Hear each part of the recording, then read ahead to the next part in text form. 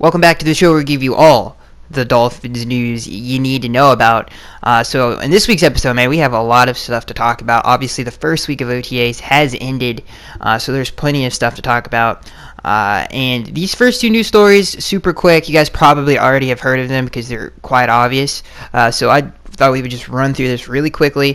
McMillan is fully partaking in OTAs. In case you guys didn't know, obviously he suffered the torn ACL in last year's preseason game on a punt return coverage. He is officially back, and he is going to be participating in all of OTAs, which is great news because he's going to get acclimated to the team again fairly quickly at the start of the NFL new league year. So that way he's not going to be rusty going into the season. He's going to have a full off season of work, which is great news. This next news story is another quick one. Dolphins sign O-lineman Mike Matthews. This comes from Pro Football Rumors. The Dolphins have added some depth to their offensive line. The Dolphins announced yesterday that they have signed center Mike Matthews. The 6'2", 290-pound lineman will participate in the team's offseason program and could end up sticking around to finally earn an opening day roster spot. As he bounced around the NFL since going undrafted out of Texas A&M in 2016, he had a brief stint with the Browns, and he spent the entire 2017 campaign with the Steelers. However, Matthews never saw the field for Pittsburgh as a torn patellar tendon ended his season early. The center is looking to follow in his footsteps of his family. His father is Bruce Matthews, is a Hall of Famer, while his brother Jake Matthews was a first-round pick by the Falcons in 2014. He is also the cousin of Pro Bowl linebacker Clay Matthews. So this is, obviously, something you hear from scouts all the time is, does he have good bloodlines? Obviously, his family's probably the most successful. I don't know. I guess not the most successful football family ever, but they're definitely up there. And he takes after his father playing and his brother playing on the O-line. And Bruce Matthews had one of the longest careers out of any NFL player ever. He literally was drafted in the early 80s and then played all the way up until the Oilers moved to Tennessee, which is just crazy. So, so he's got a good lineage. We'll see what he can do. And maybe he'll make the team. He did make the team with the Pittsburgh Steelers. As it said, that was the only time you ever earned regular season game action before, obviously, as the article read, tearing his pec. So that's pretty impressive because the Steelers have a pretty dang good interior of the offensive line. So that's pretty high praise there. So I'm excited to see. Plus, you need as many O-linemen in training camp and OTAs as you possibly can get because other than the quarterback, they're, in my opinion, the most important position on the field because they protect the quarterback and they can, an offensive line can carry a football team if you have a really, really good one, and they can really help you be a dominant and consistent team throughout the season. So you can never have too many offensive linemen. Offensive linemen can make your season, and they can easily break your season. So it's extremely, extremely important to have depth at that positional group. And I'm glad we're adding more talent to the crop, and we'll see how things shake out. Who are the last people standing? All right. So this next news story comes from the Miami Herald. Ryan Tannehill is back, and it's awesome. I cannot wait to go through. I think everybody's excited that Tannehill's back. I know I am, and I hope a bunch of you guys are because it's warranted, man. This is legitimately, I feel like, is going to be his best season. There was that moment during Wednesday. I'm all over the place. Wednesday's practice when Ryan Tannehill knee seemed to buckle. It wasn't obvious. It wouldn't have even registered if we were talking about someone other than the Dolphins quarterback who's been sidelined the past 19 games by a major knee injury. Yet there Tannehill was, seemingly tripping while trying to navigate traffic in the passing pocket. But Tannehill handled the moment like a hiccup. The trip was no problem, even if it was a reminder of that August 2017 practice when Tannehill stumbled along the sideline and knew almost immediately as his left knee shifted. That something was very, very wrong. Tannehill, when asked about the incident, said, quote, "I just got stepped on. I was moving to the left. I had Danny Amendola on an out route, on an in route. I had to move in the pocket, and I just got stepped on. I was moving, so just playing, didn't even think about it. Honestly, I hadn't thought about it since it happened until you asked me the question. I really feel good. I don't question it. I feel really good." So that's great news. He got his first test on how durable his knee was. In case you guys missed that, didn't completely get it, Tannehill in an OTA practice, he just got stepped on this year, and a lot of people are obviously concerned about it. And like I said, I just read the quote to you guys when he was asked about it. Everything's good and dandy, which is great news because his knee gets tested out. And last year, in the 2017 training camp, obviously the first time his knee even got tapped, it was game over. So it's nice. It's nice to have that kind of gut check this early on, and for his knee to be completely fine. I think that's just great news. As the article goes on, welcome back, Ryan Tannehill. Nice to see you all as well. Later in the practice, Tannehill was again stepping up in the pocket, looking downfield, when defensive tackle Gabe Wright used his quickness against the guard Jesse Davis, was suddenly unexpectedly in Tannehill's face. Tannehill scrambled left out of the pocket, and as soon as he was in the secondary, like any other NFL quarterback trying to salvage a play himself after his protection betrayed him. So that's also great news. That means he's mobile again. So he not only did he break the pocket with pressure up the gut, rolling out to his left, but he got into the secondary as well. Now again, OTAs, you're not going 100%. You're not trying to like tackle somebody, but you are chasing them. Obviously, you're chasing them. I'm not gonna say it's just like two-hand touch football, but you just can't touch anybody. Obviously you don't want to hurt anybody, but he's still rolling out and away from people. So that's also great news. He's got his mobility, looks like it's still there. When Tannehill was asked about that, I almost dropped my stuff there.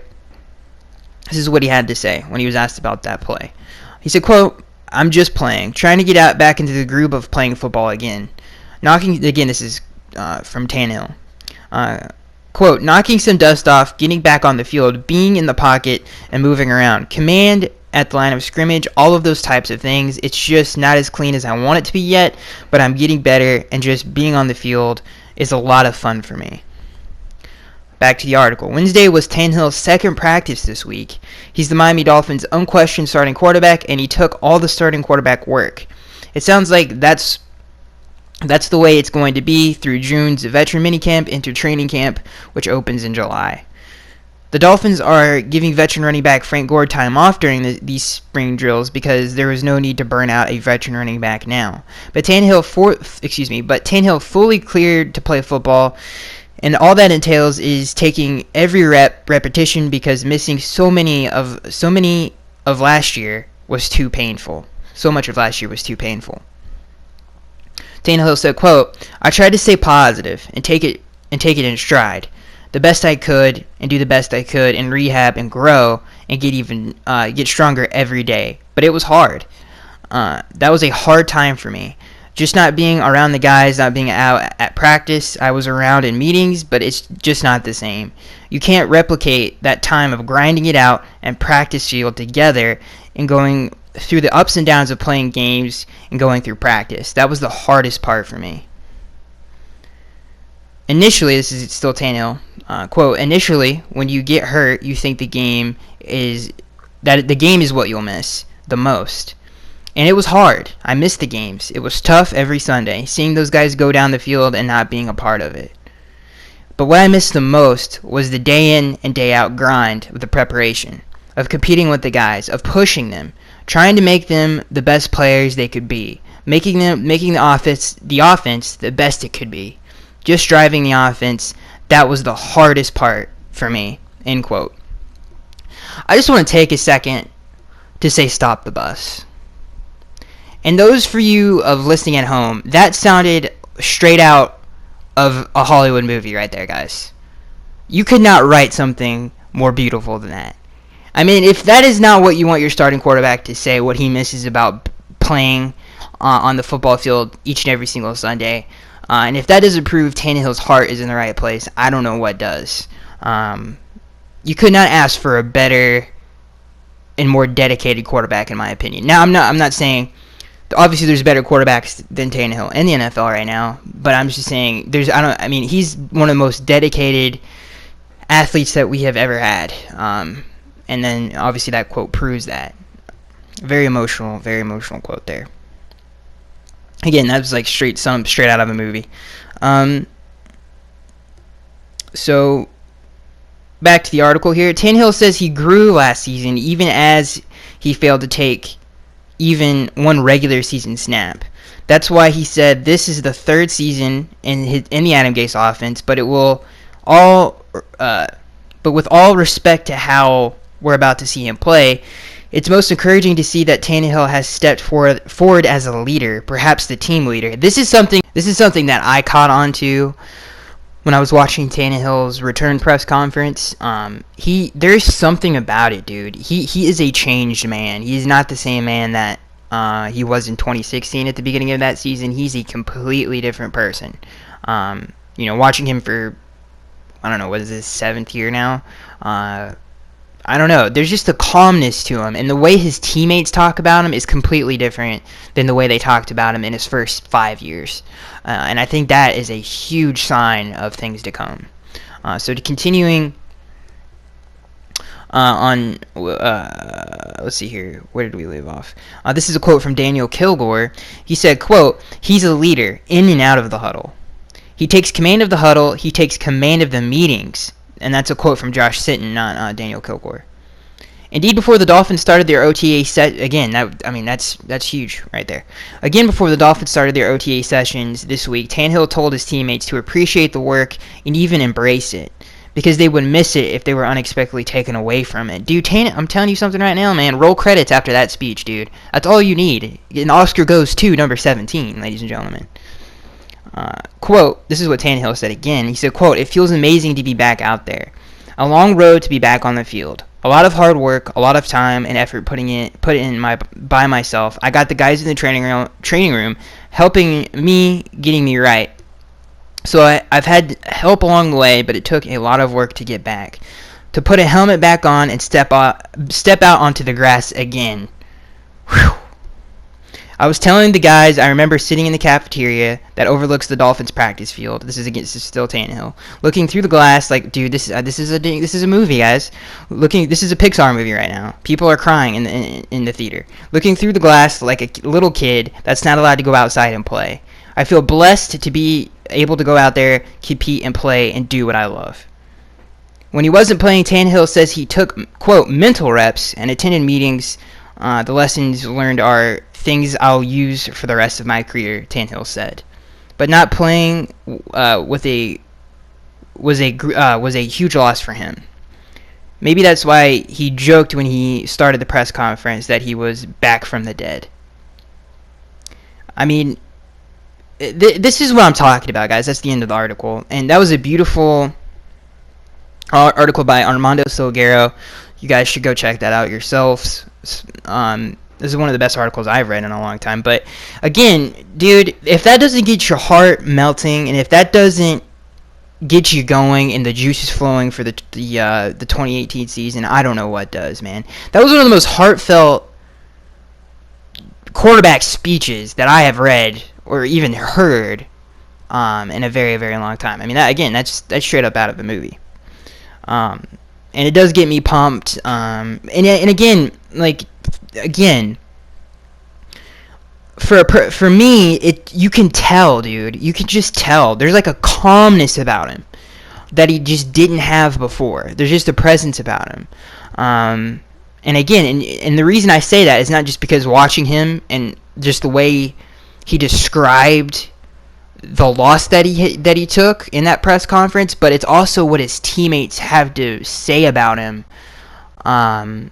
since his injury. Not just the new guys, not just Josh Sitton, not just Daniel Kilgore, but Rashad Jones, who's been a vet of this organization and has seen some major ups and downs within this organization. The things that he had to say about him, it's just different. It's just he's a different person, and it's just a different feeling around him and towards him that the building has about Ryan Tannehill. And I think that article highlights that as best as you could possibly highlight that, and it just gets me super amped up for it. I think the best way to describe it is he's finally matured into the quarterback that we've always thought he could be, and even to be honest with you guys, even more than that.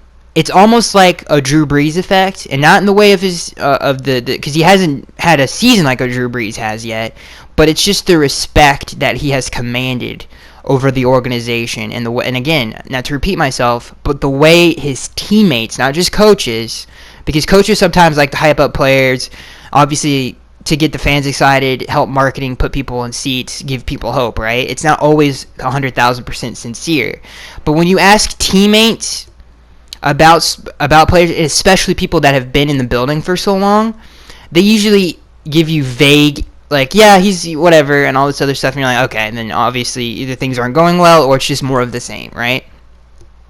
But when they asked him about it this time around, you could just tell everybody is so excited to have him back as their leader and as their quarterback. And to see him, I think, especially for his teammates, to see him go through what he went through, and to see how much football means to him, really did a lot for the people around him. And I think they all have a newfound respect for him. And I think fans should too. Say what you will about his production on the field, the man loves football, and he bleeds aqua and orange. And that is something that you want in your franchise quarterback. So I'm super excited about it, and I cannot wait for number 17 to step onto the field again in Week 1. I cannot wait. This next news story comes from the Miami Herald again. This former Miami Dolphins player wishes Devante Parker would respond to him. A six-pack of Dolphins notes on Friday. This comes from Barry Jackson. Here we go. It's the May before Devante Parker's 4th NFL season, and the Dolphins are again waiting and wondering to see if this is finally the season that he puts it all together. His coach apparently is happy with him, but the former Dolphins receiver wishes Parker would take him up on his offer to do more. Former Pro Bowl receiver Chris Chambers, who runs Chamber Fitness in Davie, a facility that trained a bunch of NFL players and many others, said he has reached out to Devante Parker, quote, several times to offer my assistance to speed up his growth curve, but he never heard back. Now, see, this is when we're all starting to get up. Let's get the pitchforks, let's get the flamethrowers, and let's go get him, okay? We just heard a beautiful, beautiful, beautiful, beautiful man spill his heart out to the fans of how hard it was not playing quarterback for this franchise. And then we go to Devante Parker, who can't even go to a gym for free to work out with a great receiver, a Pro Bowl receiver, in his heyday, to get better to help his team win. Okay?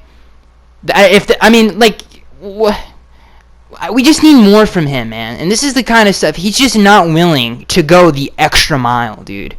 He's not willing to put an extra hour in, And this is what I'm talking about with him. Let's read on. Quote, I think this is from Chris Chambers. Yes, this is a quote from Chris Chambers. Yes, this is a quote from Chris Chambers. He was seeing my secret weapon, Dr. Pete, Dr. Pete, I don't know who the heck Dr. Pete is, to help with his health, but he didn't stay consistent to see the benefits through the course of an NFL season. Chris Chambers is just spitting hot fire at Devante Parker right now. Just a couple of visits. See? That just lack of dedication right there. Guys like Antonio Brown pride themselves on keeping themselves in top condition with nutrition, therapy, and training, plus adequate rest and recovery tools. When it gets to the season, it's way easier when you take it to the next level. The NFL is a shorter career, and you should do everything possible to prolong it. I don't think he has developed a consistent routine and the right team of doctors and trainers to help him get to that level. I would love to offer that plus my guidance. Chambers also said, quote, I don't know if he fully gets what it means to be a pro. And talent only goes so far. Hard work, dedication, and technique will take you a longer way than you add in top talent.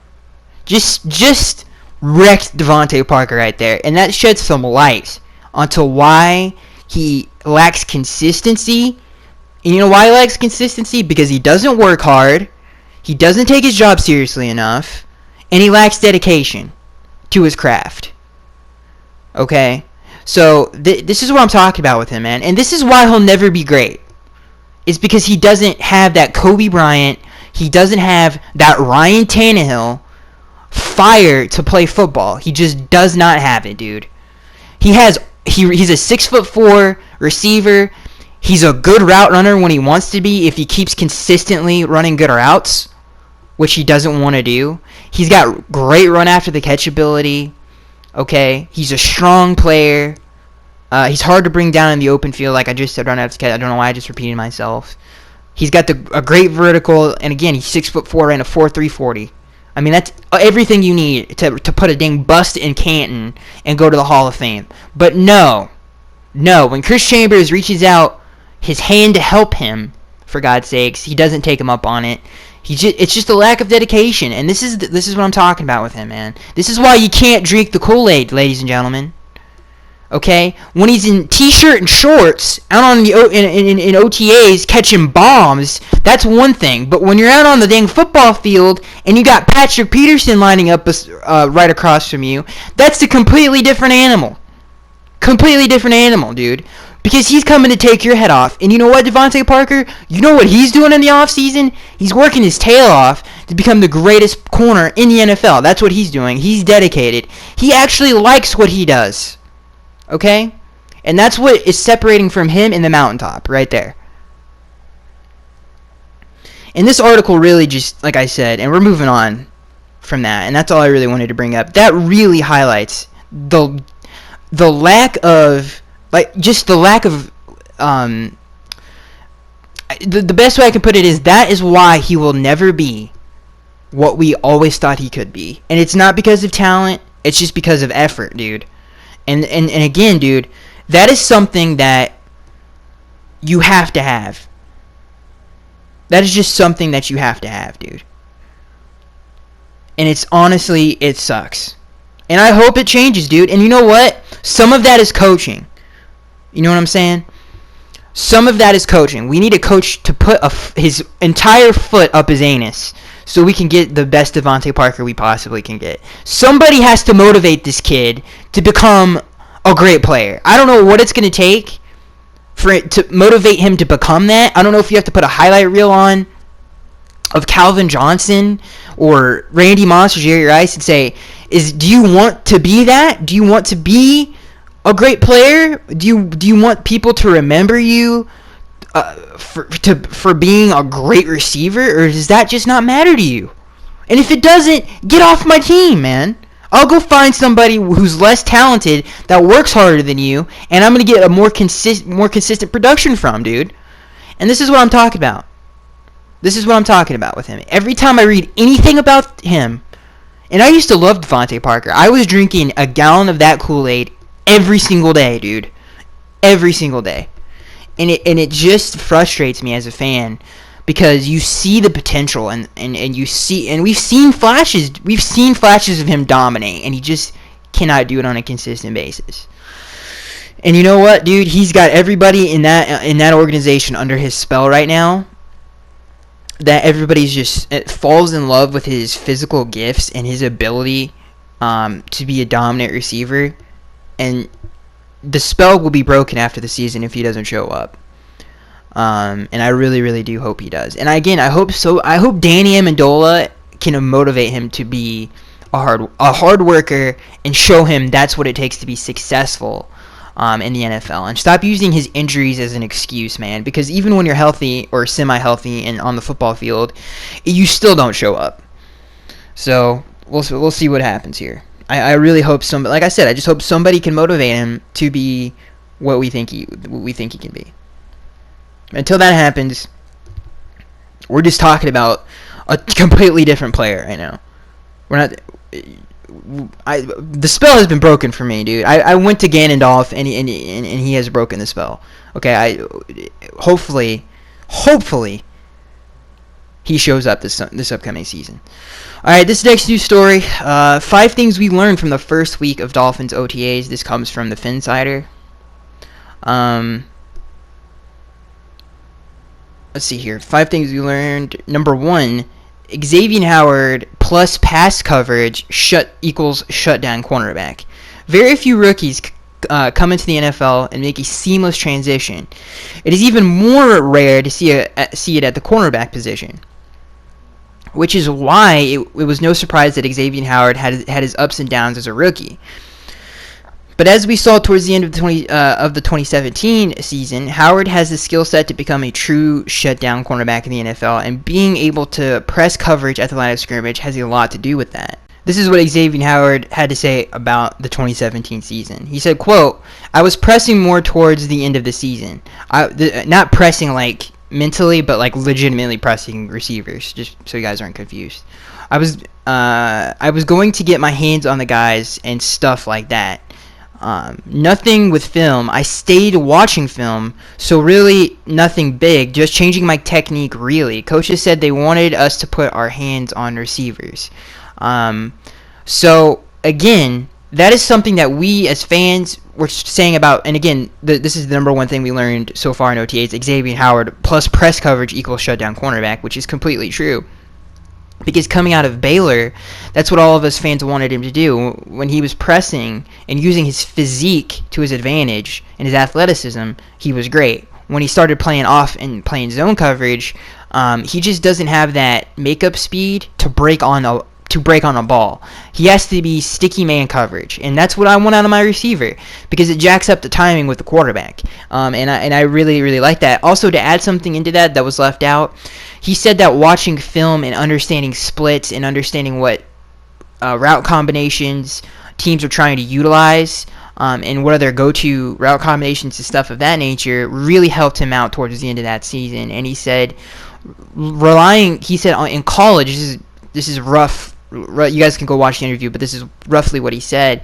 He said going into playing in college, you can rely a lot on your athleticism and your physical gifts, but in the NFL, the mental side of the game is is required more on the next level. So those are all good signs in his development, and him realizing that and realizing that's the steps that he has to take to become a great cornerback, I think is a great step in the right direction. Because again, we saw with Devante Parker, I don't think he'll ever realize what it's going to take to be a great player. The second thing we learned in OTA so far, Raekwon McMillan is going to be a stud. After an unfortunate ACL injury that forced Raekwon McMillan to miss his entire rookie season, the team's projected starting middle linebacker is back and ready to play. McMillan said all the right things during his time with the media, and has continued to progress as a leader on and off the field. Several Dolphins beat writers reported McMillan was consistently lining up players in the right position, and showed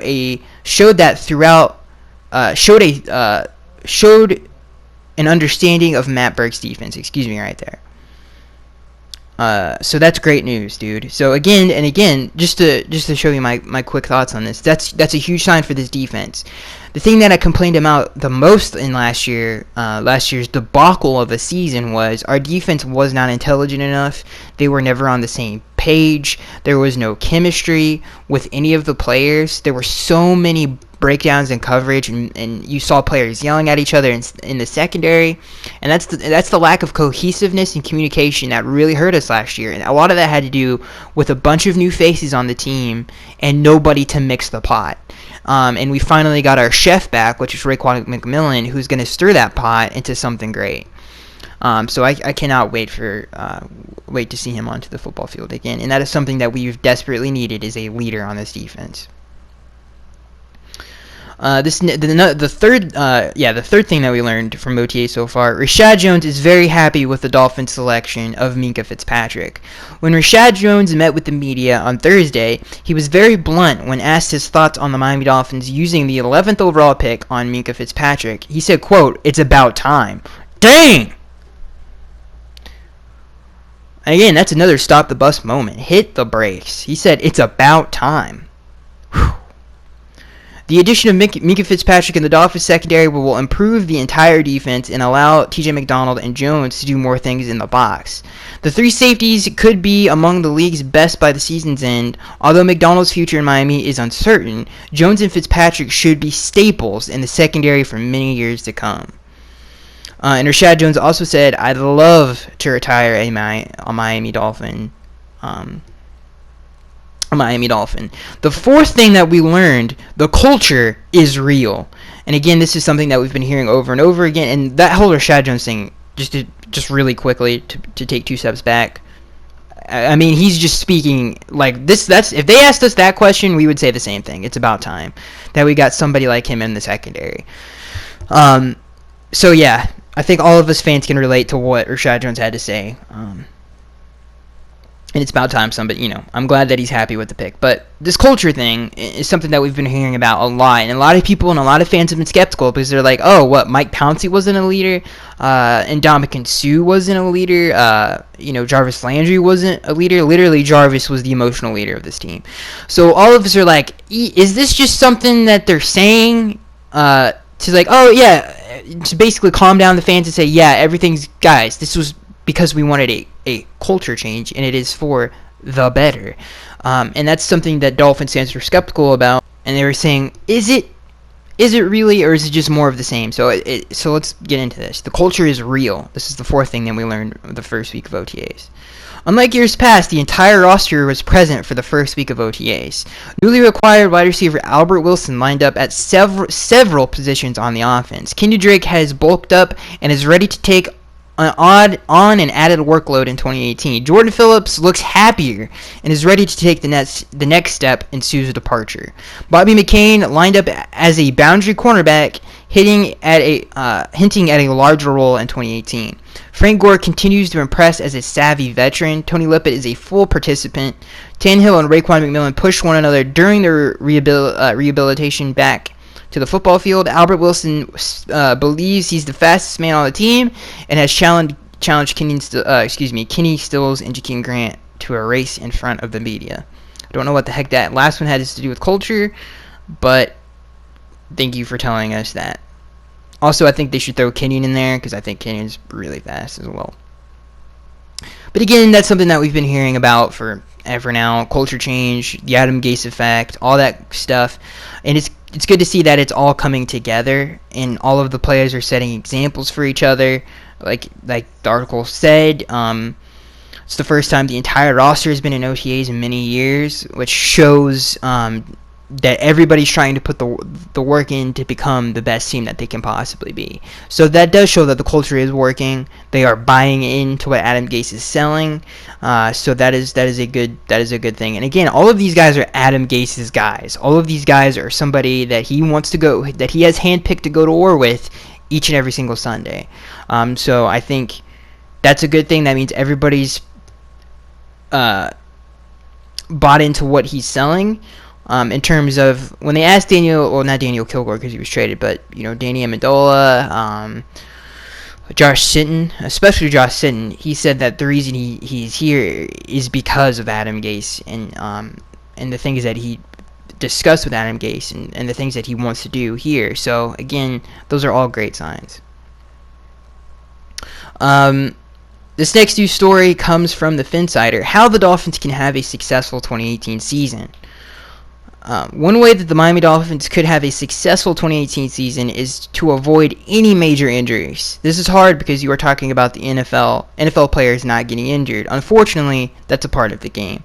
But somehow Dolphins have to avoid major injuries. Last year, the Dolphins lost their quarterback, Ryan Tannehill, to a knee injury on a non-contact play. That was the first blow to the 2017 season, but that was not the end of it. In the first preseason game, the Dolphins end up losing their second round selection and linebacker Raekwon McMillan to a torn ACL on the first play of the game. Another blow to the Dolphins, who are heavily expecting McMillan to help out the defense and especially the linebacker core. The group was an issue in 2016, and once the Dolphins drafted McMillan, they had high expectations for the rookie. They believed McMillan would fill that void, but all that changed once he went down with the injury.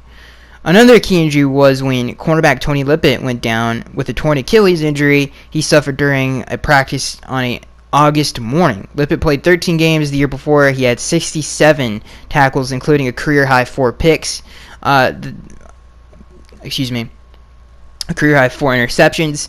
The nightmare didn't end for the Dolphins as guard Ted Larson suffered a bicep injury and was placed on injured reserve. Larson missed the first 8 games of the season, and the Dolphins went to, again, Plan B. The time Larson missed was crucial because he was expected to become the instant starter at the guard position. The Dolphins... The position was viewed as being a weak point for the Dolphins, and it was true. The previous year, the Dolphins had cut guard Dallas Thomas, who struggled mightily during his tenure with the team. The Dolphins also had to place linebacker Koa Misi, wide receiver Rashawn Scott, wide receiver Isaiah Ford, and tackle Sam Young on injured reserve. According to Pro Football Reference, the Dolphins reported that were listed as 67 as questionable 67 times, and 54 of those times players were able to play. It hurt the Dolphins when those players were out there for a short period of time or missed the regular season. So again, one of the top things the Dolphins need to do to have a successful 2018 season is stay healthy. And again, another thing to add on to that is depth. We did a great job of adding depth this offseason to the offensive line, which has been a huge issue. So even if we do sustain some of these injuries, last year we were prepared for them.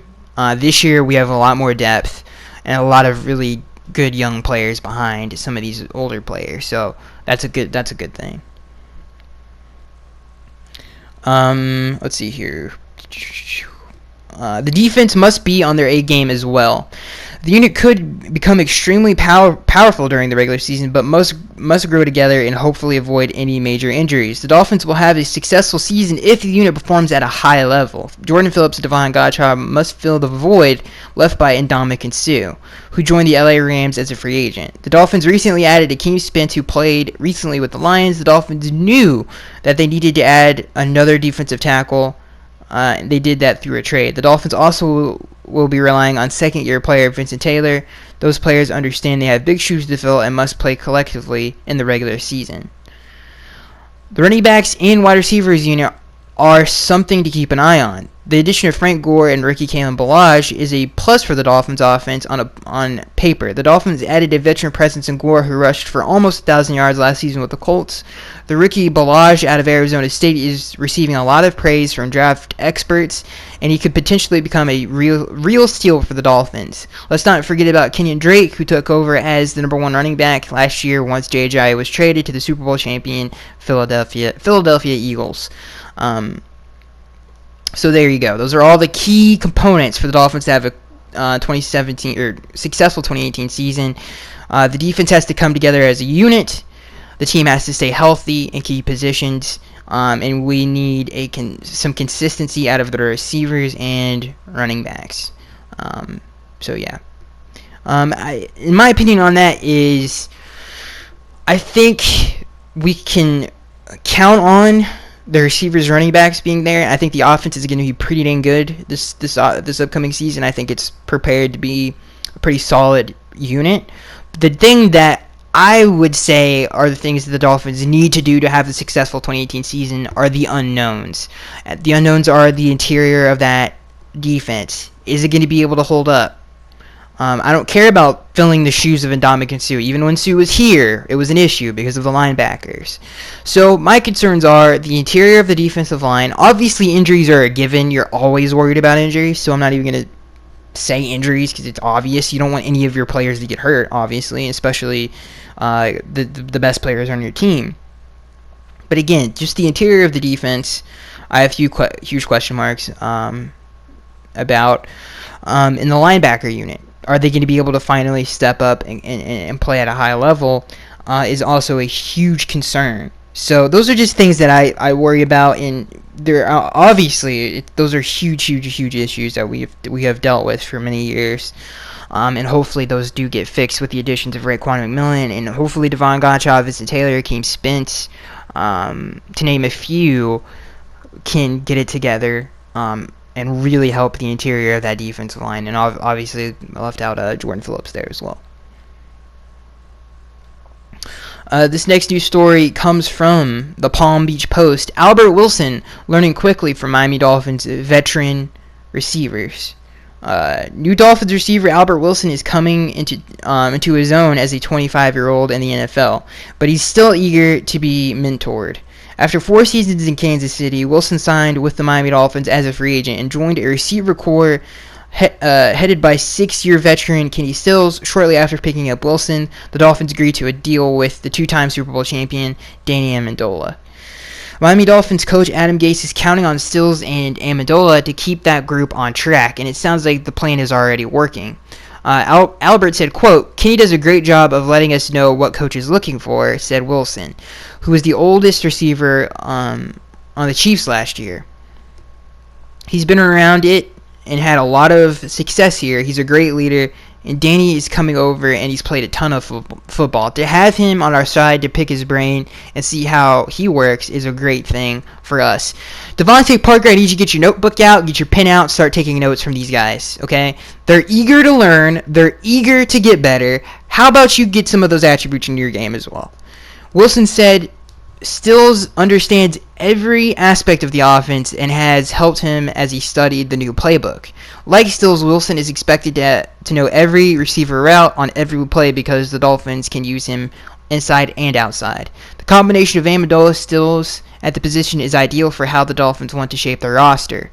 Not only has Amendola played 9 years, he spent 5 of them with the New England Patriots. That almost automatically gives him credibility within the organization that aspires to catch the Patriots. Stills, meanwhile, is immensely talented, fully versed in Gase's offense, and is the example coaches often point for young players.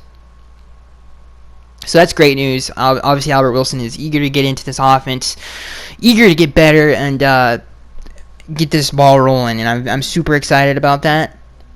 Obviously, Kenny Stills is leaving his mark on the franchise, and that's one of the reasons he got a deal before Jarvis Landry did, obviously, is because I think he has probably, I mean, I don't know. I don't know if I want to say he has more respect in the organization, but obviously, him and Gase have a really good relationship, so that's probably a very big reason why he stayed a Dolphin for as long as he has, and he wasn't one of the ones that got kicked out. But yeah, this makes me super excited, and like I said before, the additions of this offense in the offseason really makes the team more versatile. The matchups that we can now get on in the football field are going to be ideal as opposed to last year, which we really only had 2 guys, Jarvis Landry and Kenny Stills. Devante Parker was nowhere to be found. The tight end situation was a mess. We didn't really get Kenyon Drake involved until late into the season. So we really didn't have a lot of matchup nightmares last season. But this year we have a lot more depth and a lot more versatility, which is a great thing. So our offense, by that fact alone, it should be a lot better, and we should be a lot more consistent because of the versatility, because of the consistency that we added. So I'm super excited to see these guys work together. I'm super excited. This next news story comes from Pro Football Talk. This is a funny one. Competing with Ryan Tannehill helped Raekwon McMillan recover from a torn ACL. Quarterback Ryan Tannehill's return to the field has been a major storyline for the Dolphins this offseason, but he's not the only player on the road back from a season-ending knee injury. Linebacker Raekwon McMillan tore his ACL on his first snap of the NFL preseason game, and the 2017 second-round pick went from projected starter to the operating room. McMillan went to rehab the injury from there and found himself working alongside Ryan Tannehill. He also worked with Tannehill in a friendly competition that McMillan said helped push him on his way to a full recovery. Raekwon said, quote, "We got a surgery on the same exact day," McMillan said. We started rehab on the same exact day. From day one, it was always a competition. who would walk without crutches first, who could run full speed underwater first. It was just little fun stuff. Who can get who can get a bigger quad muscle first. It was really just stupid fun and stuff like that to keep us competing with each other. When I heard him say that, it reminded me of Rocky. With Apollo and Rocky, just, I don't know what movie it was when they were running on the beach and stuff. It reminded me a lot of that. It made me laugh. So I just wanted to bring that up for you guys, just give you guys that visual. I thought that would be a little goof right there. This next news story comes from the Palm Beach Post. Dolphins cornerback Xavier Howard poised to prove himself as a top corner. We read this previously, so we're not going to get into that. But again, I have faith that he is on the right track because of all the things that we discussed in the past. So before I let you guys go, I wanted to get into the topic of the show. I wanted to bring up two things that I have learned throughout OTAs. Number one is Ryan Tannehill. I think the reason this time is different in terms of off-season hype around Ryan Tannehill is there is something truly different, and it's not coming from the media, right? It's coming from within the organization. I feel like most of the time we hear from the media, there's, I guess, a certain mystery to Tannehill that a lot of people latch onto, but it's nothing really tangible. It's nothing really real. But I think this time around it's really real in terms of the stuff that we've heard with his teammates. I think is the reason, to me, it's really real. And you just notice it with him. It's something just different about him. And some of the stuff that he said he learned from last year and how to be a better leader, on what the team requires from a starting franchise quarterback in the league. And obviously he said that experience was invaluable for his growth as a quarterback. So I think all of those things are going to help him be a great quarterback in the 2018 season, and that's one of the biggest things I learned from this year is there is something truly different about this man, and I really do believe that. And maybe I'm crazy, maybe I'm projecting onto him my own hopes and dreams, but I really do feel like that he is a completely different person, and he's a completely different quarterback. And I think adversity has really changed him for the better. And the second thing that I really learned was Bobby McCain. I'm super concerned about Bobby McCain. I really do not want him to move out onto the boundary. I'm not saying that he can't do it. I just don't want him to, because I think the slot cornerback position is a super underrated position in the National Football League, and I feel like he was so good at it last year, and it kind of got glossed over because of how bad everybody else was around him. But he was one of the very few flickers of light on that 2017 NFL, or the 2017 Dolphins, was Bobby McCain. And if I had to give out a team MVP award, I would have given it to him because he had such a consistently good season, man. He was not single-handedly won us the game. I don't want to say that, but he was one of the biggest reason, if not the biggest reason, we won the game against the Jets. That comeback, one of the best comebacks we've ever had against the Jets. One of the best AFC East games of all time, I would argue. That game was fun as balls to win because it was the Jets, and we came all the way back in the second half, and there was so much drama, and obviously Bobby McCain capped it off with a interception there. But he was locked down the entire season. He picked off Brady in Gillette Stadium. He rarely let up any catches. I don't even think he let up a touchdown once. I could be wrong about that, but if he did, I guarantee you it wasn't over one. He was a part of the Pro Football Focus no-fly zone team as the starting slot cornerback, if I'm not mistaken. So I really just hope they keep him there because he has found his calling in the NFL, and I feel like we don't need to mess with that. So hopefully we keep him in the slot. And again, it's an underrated position. So I really hope we keep him there. So yeah, that's it, guys. Let me know what you guys have learned from the first week of OTAs. And again, it's OTAs. It's early on. It's early on, but I think the biggest thing, man, is Tannehill, man. There's just something different about the man. And again, maybe I'm crazy. Maybe it's the man crush. I don't know what it is, but there's just something different about him. And again, I think adversity, like I said before, has changed him for the better. So just let me know what you guys think about the whole situation. I would love to know some different opinions on it, and maybe why you guys don't. I don't know. Maybe you guys just don't see it. So yeah, that's gonna be it, guys. I am Skags1383, and I will see you guys next week for another episode.